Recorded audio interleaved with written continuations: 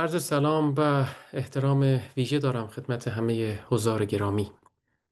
پیش از هر چیز اجازه میخوام که از همکاران انجمن آرمان به طور خاص جناب آقای مکارم مطهر از نشریه اوپیوم فلسفی و همکاران دانشگاه برای برگزاری این مراسم برای دعوت از بنده صمیمانه سپاسگزاری بکنم. بسیار خوشنودم از اینکه چنین فرصتی در اختیار بنده نهاده شد تا درباره امر مهمی و همچنین به مناسبت امر مهمی یعنی روز جهانی فلسفه بتونیم این فرصت و این گفتگوی گرانبها رو داشته باشیم.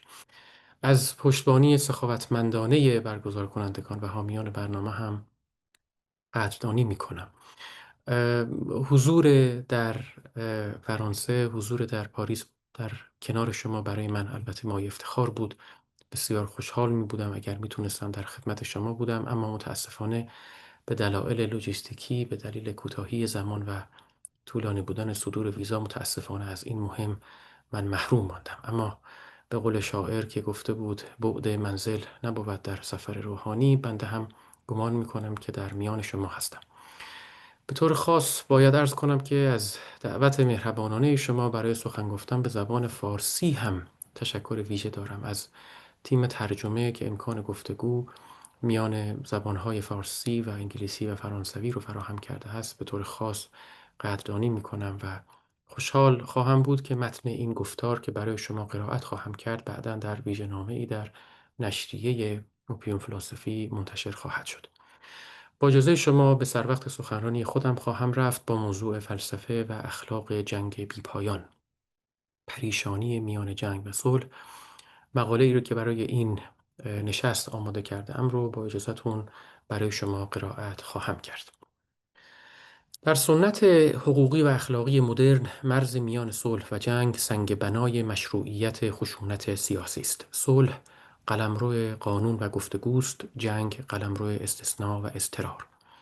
قانون برای آن وضع شده است تا انسان را از وضعیت جنگی برهاند و اخلاق برای آن تا خونریزی را به آخرین و ناگزیرترین واکنش بدل کند. اما مهمتر از آن، قانون و اخلاق به منظور پاسداری از حیات انسانی دو چارچوب و پارادایم مستقل برای زمان صلح و زمان جنگ ایجاد کرده اند. در صلح، دولت تنها در شرایط اضطراری و تحت معیارهای بسیار سختگیرانه مجاز به استفاده از زور و قوه قهریه کشنده است، اما در جنگ قواعد دیگری چون ضرورت نظامی و تناسب در حمله به کار گرفته می شود.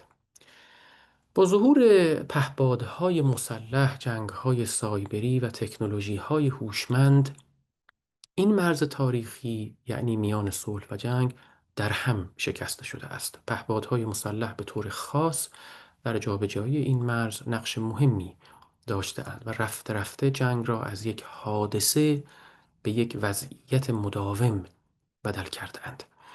در این وضعیت مداوم خشونت دیگر امری استثنایی نیست، بلکه در دل نظم عادی جا گرفته است و خود بدل به یک قاعده شده است.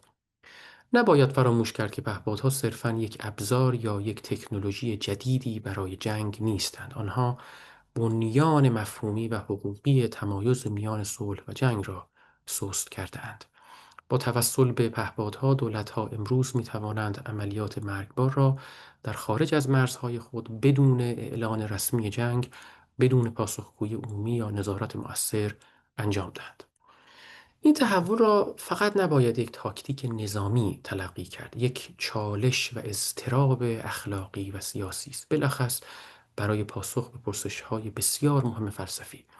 برای مثال این پرسش که چه زمانی دولت مجاز است تا جان کسی را بگیرد، یا چگونه میتوان از مسئولیت اخلاقی به طور خاص به شکل معناداری سخن گفت وقتی جنگ و صلح چندان قابل تفکیک از هم نیستند. این پرسش‌ها اگر پیشتر در دو حوزه مجزا یعنی حوزه حقوق بشر و حوزه حقوق جنگ پاسخ کم و بیش روشنی داشت، اما اکنون در میانه خاکستری و نامعین رها شده است. اجازه بدید قدری درباره پارادایم صلح و بعد در پارادایم جنگ نکاتی رو خدمت شما عرض کنم. در وضعیت صلح، معیارهای حقوقی و اخلاقی بر پایه اصل بنیادین حق حیات استوار شده است. دولت تنها زمانی مجاز به استفاده از قوای کشنده و مرگبار است که تهدیدی فوری، فوتی و جدی در کار باشد و حتی در آن صورت نیز دست کم باید 3 شرط حیاتی را رعایت کند. 1. خطر باید قریب الوقوع باشد، استفاده از زور باید ضروری و آخرین راه حل باشد و خشونت باید متناسب با هدف مشروع مورد نظر باشد. در پارادایم صلح، مرگ انسان یک تراژدی است. قانون و اخلاق هر دو بر این اصل تکیه دارند که حیات انسانی به عنوان یک حق مسلم ارزش ذاتی دارد و نباید به عنوان ابزاری برای امنیت یا منافع سیاسی در نظر گرفته شود و استفاده شود. مگر نشنیده ایم و نیاورده اند که هر یک جان را که بکشیم گویی همه مردمان را کشته ایم، یا به قول سعدی که گفته بود تن آدمی شریف است به جان آدمیت.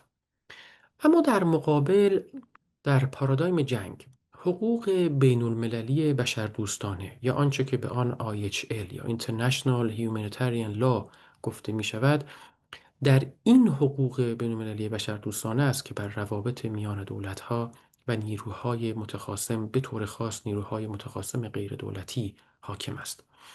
این حقوق بشر و این پارادایم جنگ البته منطق متفاوتی دارد. در این پارادایم معیار مشروعیت نه حرمت مطلق جان، بلکه ضرورت نظامی است.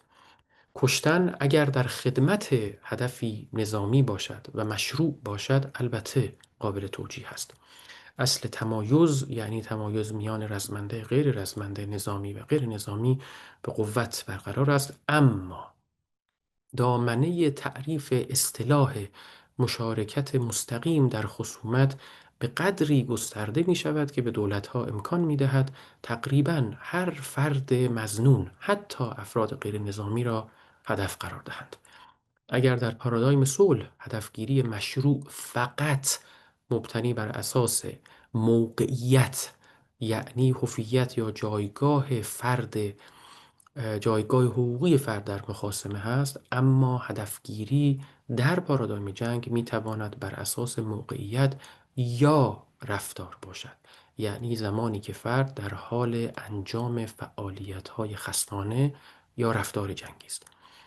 واضح است، طبیعی است که هدفگیری مبتنی بر رفتار آزادانه تر است آن چیزی است که ما در زمان صلح تصور می‌کنیم. در نتیجه آستانه اخلاقی استفاده از زور در وضعیت جنگی بسیار پایین‌تر است از وضعیت صلح. حیات انسانی دیگر به عنوان حق مطلق فهم نمی شود، بلکه در ترازوی مصلحت نظامی سنجیده می شود. ظهور پهپادهای مسلح این دو پارادایم را در هم آمیخته‌اند و آشفته کرده‌اند. دولت‌ها مدعی‌اند که تماماً درگیر جنگ‌های مسلحانه دولتی یا غیر دولتی هستند، آنچه که به آن اینترنشنال یا نان اینترنشنال آرم کانفلیکت گفته می شود.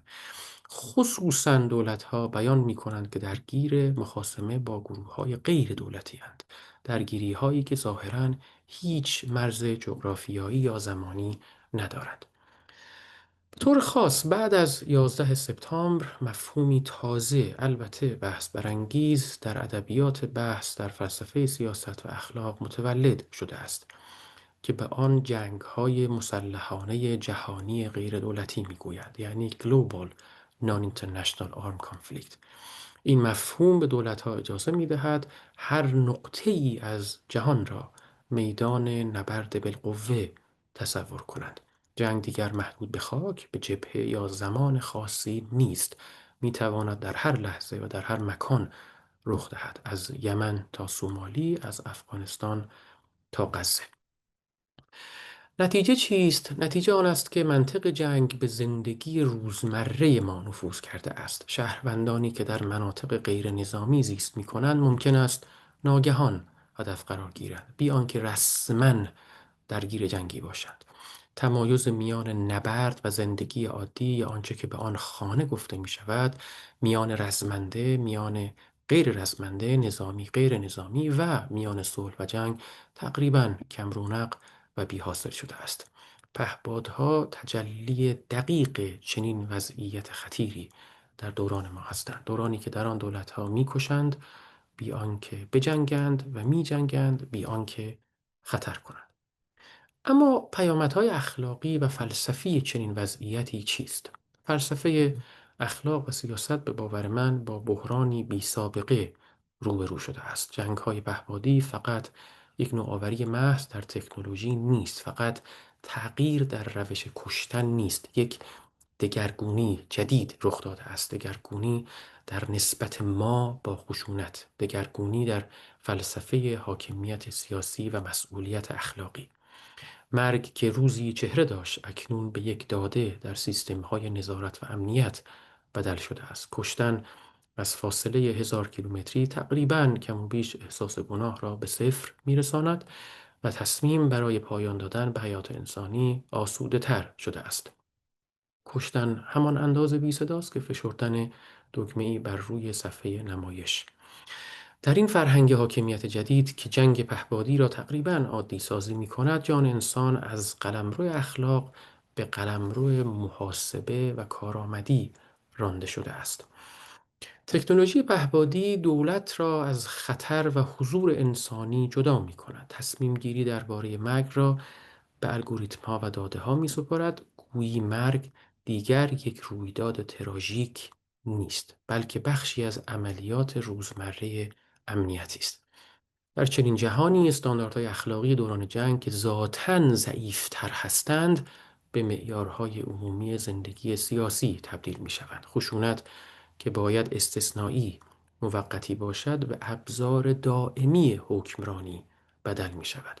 این همان خطر وضعیت استثنای دائمی، آنچه که فیلسوفان به آن permanent state of exception گفته‌اند، رخ می‌دهد که برخی از فیلسوفان به آن اشاره کرده‌اند. وقتی دولت‌ها بتوانند در هر لحظه، هر نقطه‌ای از جهان بدون پاسخگویی، بدون ضرورت یا فوریت از مرگ به عنوان ابزار سیاست استفاده کنند، در اینجاست که صلح تقریباً از وضعیت طبیعی خارج می شود و بدل به یک توهم گذرا می شود. از صلح تقریباً چیزی باقی نمی ماند مگر شبه صلحی پوشیده بر منطق جنگ. اما اخلاق و وظیفه فلسفه یا فیلسوفان در این عصر جنگ بی پایان چیست؟ باید به یاد آورد که بنیان اخلاق و حقوق بین‌الملل بر یک شهود ساده استوار است. خشونت باید تراژدی بماند. خشونت باید استثناء بماند و نه ابزاری برای حکومت کردن. اگر این شهود ساده از میان برود، اگر کشتن از پاسخ اضطراری به سیاست عادی تبدیل بشود، ما دیگر در جهانی عادلانه زندگی نمی کنیم، بلکه در نظمی بی وجدان زندگی خواهیم کرد. فرهنگ امنیتی جهان امروز این نسبت را وارونه کرده است و در چنین نظمی مرگ دیگر نیازی به توجیه ندارد، بلکه زندگی است که باید برای بقا دلیل بیاورد. اینجاست که وظیفه فلسفه جدی‌تر هم می شود. کار فیلسوفان در چنین جهانی صرفاً اصلاح قواعد جنگ نیست، بلکه یادآوری این مسئله است که دولت‌ها حتی در عصر پهپادها و داده‌ها و الگوریتم‌ها نمی‌تواند از پرسش اخلاقی چرا کشتی بگریزند. اگر این پرسش خفته و خفه شود، مسئولیت اخلاقی از جهان ما رخت برمی‌بندد. فلسفه اخلاق و سیاست از ما می‌خواهد که پرسشگرانه و طلبکارانه از دولت‌ها بخواهیم که حتی اگر مرز میان صلح و جنگ کمرنگ شده است، دولت‌ها هنوز موظفند که برای هر مرگ توجیه اخلاقی بیاورند. بدون پاسخگویی اخلاقی، سیاست به شکلی از خشونت بی پاسخ فرو می‌غلطد. باری دامن سخن را بچینم و کوتاه کنم. جنگ بی پایان آغاز و فرجام روشن ندارد، اما فلسفه دست کم میتواند آخرین پناه برای اندیشیدن درباره آن باشد. کار فلسفه نه انکار واقعیت جنگ، بلکه مقاومت در برابر نرمال سازی آن است. اگر دولت‌ها خشونت را بی وقفه و بی چهره به کار می‌بندند، وظیفه فیلسوف آن است که مرگ را دوباره به امر اخلاقی بازگرداند. یعنی یادآوری این حقیقت ساده که هیچ مرگی عادی نیست.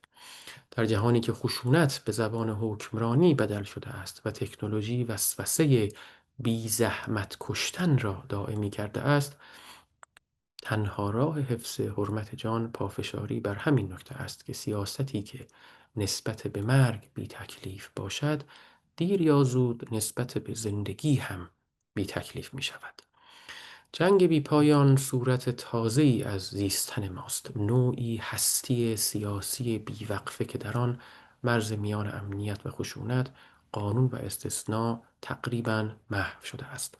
در چنین جهانی وظیفه اندیشیدن دیگر فقط نقد عریان سیاست خشونت محور نیست، بلکه حفظ توان و ظرفیت حساسیت اخلاقی در برابر مرگ‌هایی است که بدل به عادت شده‌اند. باری دولت‌ها خشونت را به زبان حکومت بدل کرده اند، اینک وظیفه فلسفه است که آن را به زبان مقاومت بدل کند. بی نهایت سپاسگزارم از حسن استماع همه دوستان. خیلی متشکر و ممنون که زحمت کشیدید و در این محفل و در این محضر جمع شدید. بی نهایت ممنونم از شما. بار دیگر از دعوت شما و همه دوستان و همه حضار رو ازشون خداحافظی میکنم و براشون روز و ایام خوبی رو آرزومندم. وقت بخیر.